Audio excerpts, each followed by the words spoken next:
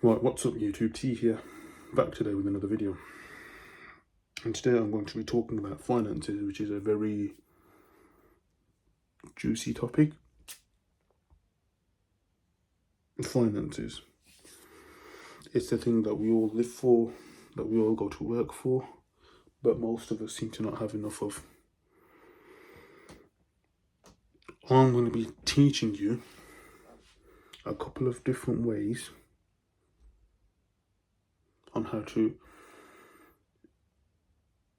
increase your income, but also to be able to sustain your finances.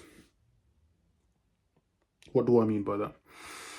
Well, what I mean by sustain is being able to keep more of the money that you are earning instead of just wasting it. So, tip number one,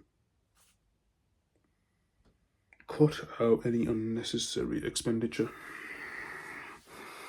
When I was going through my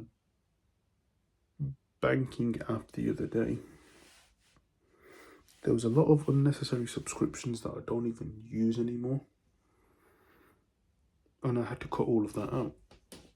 And that saved me more than £100 every single month. Now, you do the maths on that.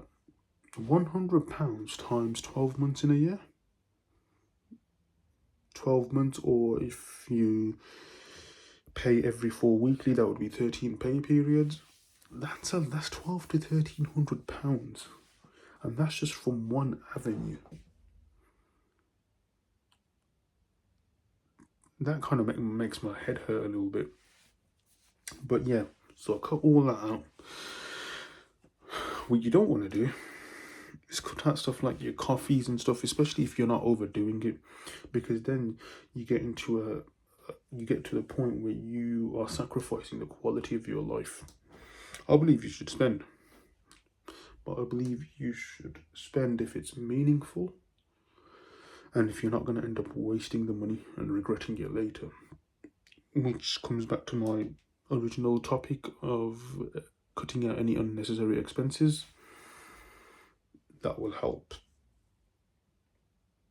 The second tip that I have for you guys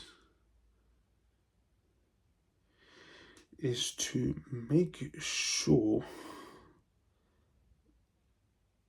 that you're not, so how can I really put it?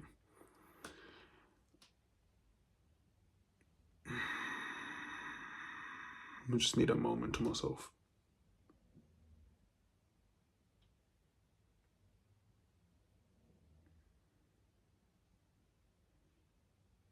Just make sure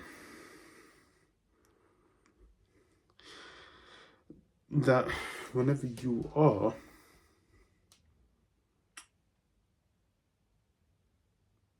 spending money, and this is a very, very bad habit, and it almost relates back to point one.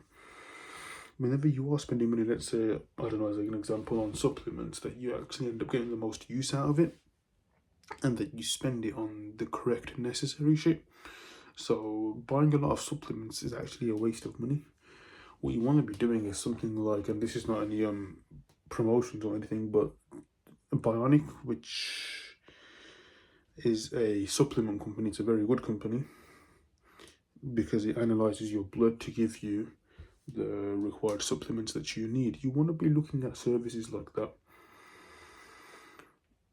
because that will get you the most return for your money. Bionic is very good because it kind of drills down into the very specific detail of nutrients that you need in your body, and it cuts out all the unnecessary rubbish. A problem with supplements is the fact that a lot of the vitamins and stuff block each other because they're all in tablet form, whereas granules is a bit different. So just that right there. You can buy vitamin D as an example. You buy in tablet form is probably not as effective as the granular form, so you're not getting the most return for your money. And this just doesn't just apply to supplements. The supplements is just a really good example that I'm using, but you want to be having that same sort of mentality for anything in life that you decide to buy, or just anything in general, any services, any subscriptions.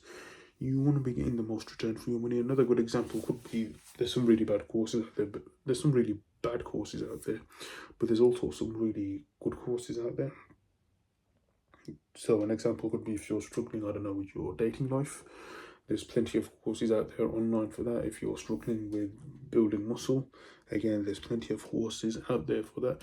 You've just got to pick A, what's right for yourself, and B, it's very difficult, but you just got to make sure the course that you are buying is actually worth it. There's a lot of junk out there. There's a lot of junk that you have to filter, and unfortunately there's no real way of knowing what's junk and what's not unless you read the reviews, but even then sometimes that's not enough, I tend to find. So yeah, so whatever you do, whatever you buy, whatever you spend your money on, just make sure you're getting the most return for it. And then finally, the last tip on sustaining your money is to not follow flashy trends. What do I mean by that? You see a lot of people buying a lot of materialistic rubbish. You gotta ask yourself, do you really need it? Is this going to improve the quality of your life? Or is your life going to be back to normal in half an hour? I see a lot of people spending money on cars. So they will put a down payment on a car and then they'll finance it. So basically they're poor. They can't afford the car, so they have to finance it. I believe you should always, if you have the money, outright buy it, because you will save a lot of interest. You'd be surprised, even 3% interest is a lot of money that they can recoup. Obviously, it depends on the amount that you are financing. But yeah. So it's a very funny one because people will buy these flashy cars and they can't afford it, so they have to finance it, so they don't have the money to begin with. And I've always thought, if you don't have the money to begin with, you shouldn't even be thinking about spending money on that thing. You should only spend if you're comfortable and it won't affect your finances and it won't affect your life in a negative way. A lot of people don't seem to get this memo, or a lot of people just have never been taught it. And I'm here to tell you different. I want you guys, when it comes to money, to be able to dream so big and work towards your goals that you are abundant in money. I'll give you one final tip. Have an abundance mindset and think very strong. If you think that money is not an issue and you can get all the money you want in the world, then the money will naturally flow to you. If you think you're going to struggle with money and that you don't have enough money, then that is also right. It goes back to the point I made previously in the video. If he who believes is right and he who doesn't believe is also right. I'll end it there. Thank you for watching. Comment, like, subscribe, and I'll catch you in the next video. Thank you once again.